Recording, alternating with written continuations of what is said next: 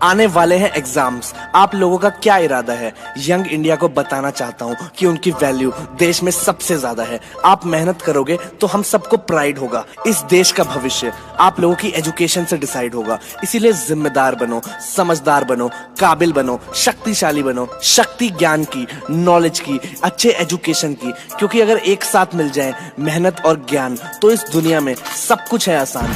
ये सुनकर pressure feel मत करना, मत होना परेशान। इस वीडियो के जरिए निकालेंगे हम आपकी दुविधा का समाधान। अपनी चॉइसेस पे अड़े रह सको, खुद को इस काबिल बनाना पड़ेगा कि अपने पैरों पे खड़े रह सको, प्रॉब्लम्स को रिपोर्ट कर सको, अपनी फैमिली को सपोर्ट कर सको, अपने सपनों की चादर को ज्ञान की डोरी से सी सको। जरूरतों के हिसाब से नहीं यार, चाहतों के हिसाब से जी सको। एक अच्छी जॉब या एक अच्छा बिजनेस कर सको और ये सब करने के बाद इस समाज में शान से जी सको। ये सब पॉसिबल है और ये सब कुछ आसान है एजुकेशन के साथ। आज से ही अपने आलस को भगा दो। एग्जाम्स आने वाले हैं यार, पूरी जान लगा दो। पूरे साल सीरियस नहीं थे, कोई बात नहीं। क्लास बंक की, कोई बात नहीं। छुट्टियां मारी, कोई बात नहीं। नोट्स नहीं बनाए, अरे कोई बात नहीं यार। सुबह का भूला अगर शाम को घर वापस आ जाए तो उसे भूला नहीं कहते। एंड ट्रस्ट मी, अभी भी देर नहीं हुई है। मेरे 10th के प्री बोर्ड्स में 29% आए थे। 4 सब्जेक्ट में फेल हुआ था और मैथ्स में तो सिर्फ 3 नंबर आए थे।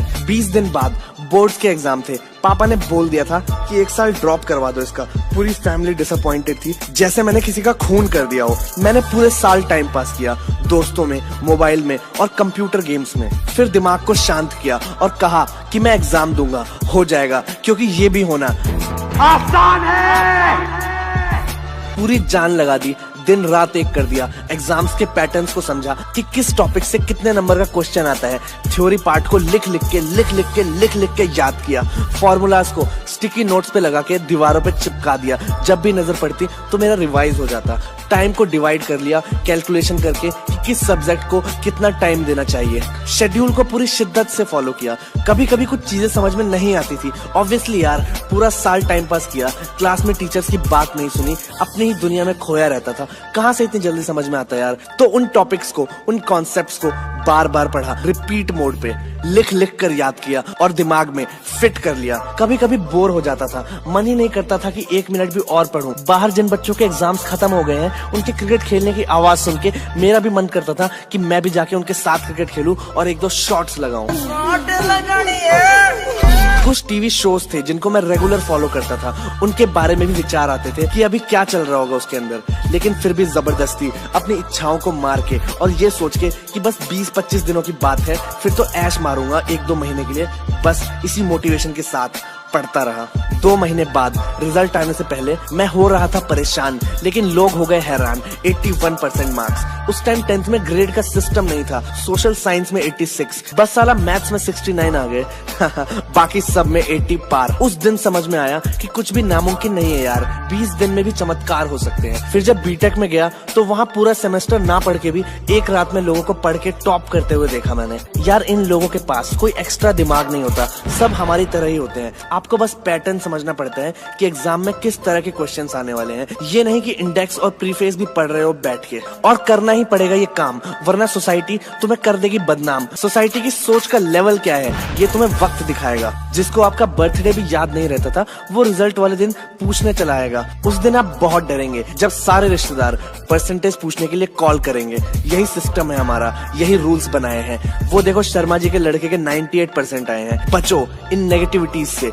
एक ही तरीका है, डिलीवर रिजल्ट्स। एक्सक्यूजेस छोड़ दो, आलस छोड़ दो, अपने कंफर्ट जोन को तोड़ दो। दुनिया तभी मानेगी कि आपके अंदर कुछ खास है। आपको हर वो चीज छोड़नी पड़ेगी जो अभी आपके पास है। No WhatsApp, no TV, cancel कर दो सारे plan. Ignore Facebook, ignore friends and specially that game clash of clan. अगर ये इतना इंपॉर्टेंट नहीं होता तो मैं आपको इंसिस्ट ही नहीं करता। अपने मोबाइल फोन को तो समझो कि वो एग्जिस्ट ही नहीं करता। सबसे बोल दो कि यार माफ करो, एग्जाम होने वाले हैं, मैं अवेलेबल नहीं हूँ। रॉन्ग नंबर पे कॉल नहीं किया आपने, रॉन्ग टाइम पे कॉल किया है। मैं अभी बिजी होने वाला हूँ अपनी जिंदगी के सबसे इंपॉर्टेंट टास्क में, जिंदगी में कुछ बड़ा करने के लिए। आपके इस मिशन में एबी वायरल कर रहा है आपको बैक। पेश करता हूँ एग्जाम्स की तैयारी करने के लिए कुछ interesting hack. Binaural beats, YouTube पे सर्च करो, 2-2 घंटे की ऑडियो मिल जाएगी। पढ़ते पढ़ते मेमोरी पावर एंड कंसंट्रेशन को बढ़ाने के लिए सुन सकते हो ईयरफोन्स लगा के।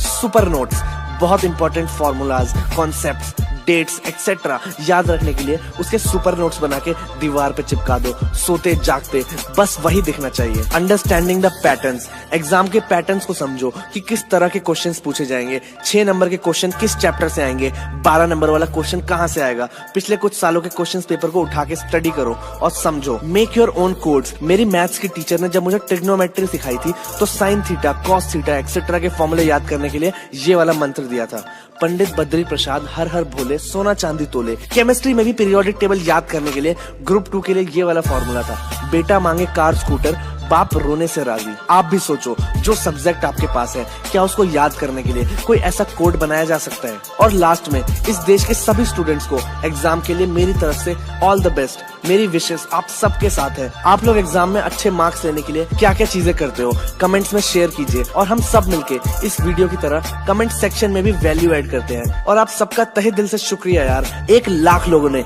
मेरी वीडियोस को देखकर सब्सक्राइब का बटन दबाया। मेरे लिए ये बहुत गर्व की बात है। मैं आप सबको इसी तरह आने वाले टाइम में exam, entrepreneurship, lifestyle, poetry and raps, hip hop और भी नाना प्रकार के टॉपिक्स पे वीडियोस दिखाता रहूंगा। पहली बार देख रहे हो तो सब्सक्राइब करो। और एग्जाम्स आने वाले हैं सबके, इस वीडियो को जितना हो सके हिंदुस्तान के सारे स्टूडेंट्स तक शेयर कर दो। फैला दो पॉजिटिविटी यार, अच्छा लगेगा। अपना इंडिया ग्रेट बनेगा। और पॉजिटिविटी से खुद को घेरे रखने के लिए बेल आइकन को दबाओ। इसी के साथ